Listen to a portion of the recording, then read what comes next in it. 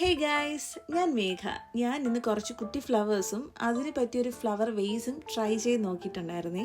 വീട്ടിലുണ്ടാക്കിയ clay use ചെയ്തിട്ടാണ് ഞാൻ flowers ഉണ്ടാക്കിയത്. അതുകൊണ്ട് ഡ്രൈ ചെയ്യാനായിട്ട് കുറച്ച് ലേറ്റായി.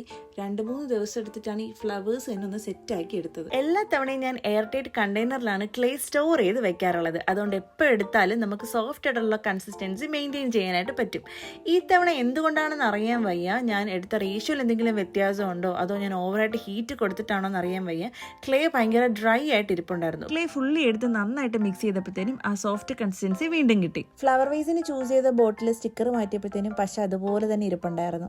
ഞാൻ ക്രാഫ്റ്റ് ചെയ്യാനിരിക്കുന്ന സ്ഥലത്തിന്റെ ഔട്ട്സൈഡ് വ്യൂ ആണ് ഇപ്പോൾ കണ്ടത്. എനിക്ക് ഭയങ്കര ഇഷ്ടമാണ് അവിടെ നിന്ന് ക്രാഫ്റ്റ് ചെയ്യാനായിട്ട്. പക്ഷേ ഇരുട്ടാകുമ്പോഴത്തേനും അവിടെ ലൈറ്റ് ഇല്ല. അതുകൊണ്ട് ഞാൻ പകൽ സമയങ്ങളിലേ അവിടെ പോയി ഇരിക്കാറുള്ളൂ. പിങ്ക് ആൻഡ് ഗ്രീൻ കളറാണ് ഞാൻ ഫ്ലവേഴ്സിന് കൊടുത്തിട്ടുള്ളത്. ജൂട്ടിന് റിബൺ വെച്ചിട്ട് ഫ്ലവർ വേസ് കുറച്ച് ഡെക്കറേഷൻ ചെയ്തിട്ടുണ്ട്. ഇഷ്ടപ്പെട്ടാൽ ലൈക്ക് ചെയ്യുക.